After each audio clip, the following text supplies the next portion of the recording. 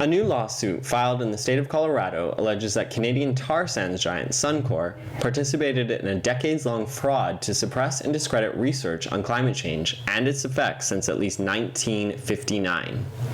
Quoting from a great article in the Tyee by Jeff Debicki, did Canada's largest oil producer learn about climate change as early as 1959, develop a massive bitumen industry in northern Alberta knowing the atmospheric damage it would cause, and then take part in an international effort throughout the 1990s and 2000s to convince the public that climate change isn't real?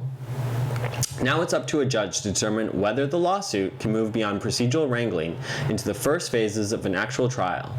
Such a trial has the potential to set a transformative legal precedent, for the first time ever assigning legal blame for climate change to oil and gas companies in a U.S. court, while holding those companies accountable for undermining life-saving science. The lawsuit alleges that carbon emissions linked to Suncor and Exxon's operations in Colorado, along with those companies' projects in the oil sands and elsewhere, are contributing to larger and more frequent wildfires across Colorado, a bark beetle rampage in the state's forests, and warmer than average weather that's wreaking havoc on a $5 billion ski industry and $41 billion agricultural sector. Just as important to the lawsuit is the allegation that Suncor and Exxon contributed to a decades-long public relations campaign to deny the urgency of global temperature rise linked to its products. Whenever you burn conventional fuel, you create carbon dioxide. Nuclear weapons physicist Edward Teller told a 1959 symposium organized by the American Petroleum Institute and the Columbia Graduate School of Business. Its presence in the atmosphere causes a greenhouse effect, Tiller said. It has been calculated that a temperature rise corresponding to a 10% increase in carbon dioxide will be sufficient to melt the ice caps and submerge New York. All the coastal cities would be covered, and since a considerable percentage of the human race lives in coastal regions, I think that this chemical contamination is more serious than most people tend to believe. In the audience that day was Robert Dunlop, then a director for the American Petroleum Institute and also the president of the Sun Oil Company. The Sun Oil Company was at the time the parent company of the Sun Company of Canada, which would later become Suncor. This was not the only time that the Suncor was explicitly told of the dangers of fossil fuel production. Quoting again from the article, in 1968, before awareness of global warming went mainstream, a Stanford Research Institute report commissioned by the American Petroleum Institute stated that the burning of fossil fuels was likely heating the atmosphere.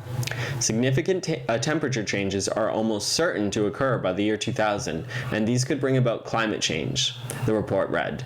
If the Earth's temperature increases significantly, a number of events might be expected to occur, including the melting of the Antarctic ice cap, a rise in sea levels, warming of the oceans, and an increase in photosynthesis.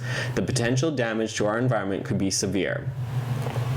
But the company did not appear to take the knowledge seriously. In 1967, Sun Oil and its Canadian subsidiaries were involved in opening the first oil sands facility in northern Alberta, which would eventually make possible the development of the third biggest oil reserves in the world.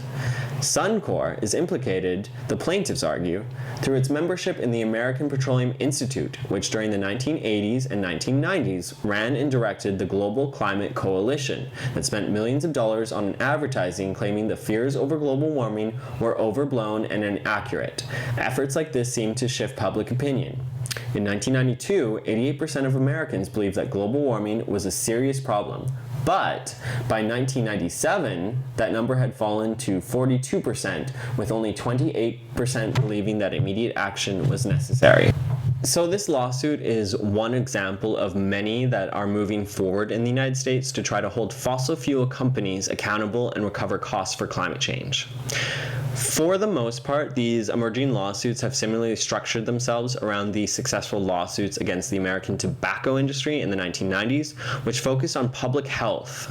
One of the most substantial wins against the tobacco industry was in 1998, when it signed a settlement with 46 states and the District of Columbia called the Master Settlement Agreement. This agreement prohibited the industry from advertising to youth, forced them to fund anti-smoking campaigns, and limited their ability to lobby government officials, and actually required them to pay $206 billion over 25 years.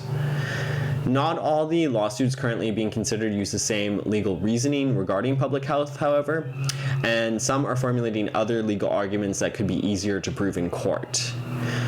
In Minnesota, for example, the state attorney general Keith Ellison is suing Koch Industries, ExxonMobil, and the American Petroleum Institute, relying on the premise that the defendants in the case deceived the public, not on the more dominant legal arguments that make claims based on adverse public health outcomes, defrauding investors, or the economic damages caused by climate change.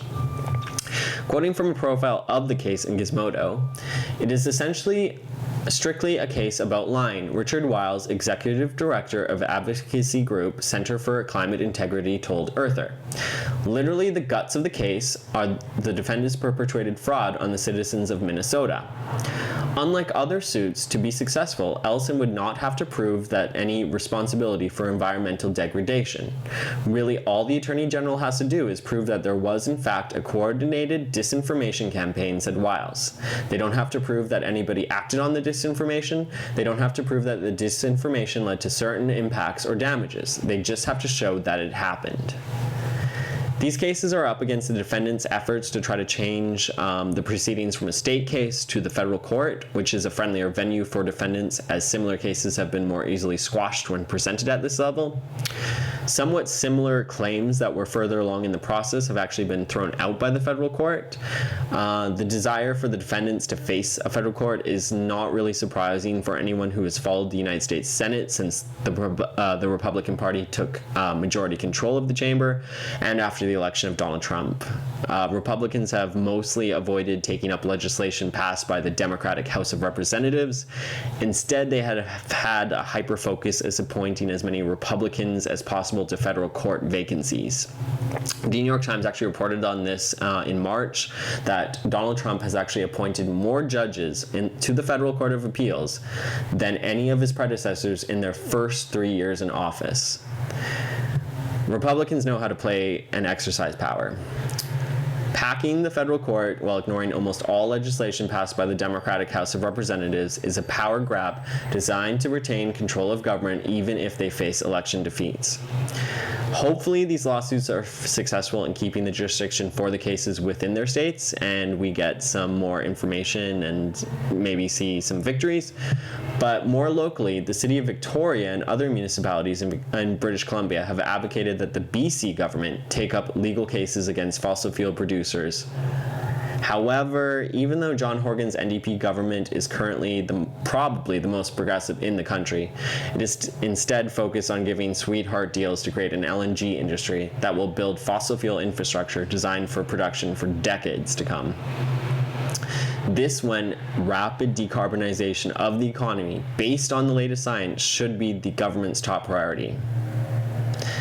The BC NDP and progressive parties more generally need to bridge their working class union roots with growth propelled by green energy and infrastructure that workers can see a real material benefit in developing.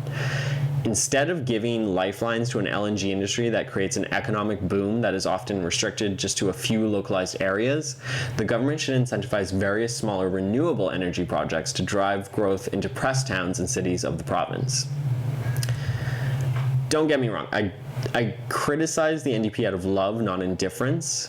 I have a lot of respect and admiration for what they've done while in power, but we should not blind ourselves to meaningful critique that can advance a more responsive, progressive, and activist agenda. I only mention that because I remember when Christy Clark was in power and me and my friends on the left were in opposition, we rightly mocked Christy Clark's justification for LNG. However, now that the NDP is in power and has embraced a similar enthusiasm for the industry, I hear many on the left parrot those same talking points in the NDP's defense. The NDP has done great things since taking power in 2017, no question, and I shudder to think where the province would be now if the Liberals had won another term. But that doesn't make them beyond critique from the left. Anyway, please like and subscribe, and I welcome respectful debate in the comments below.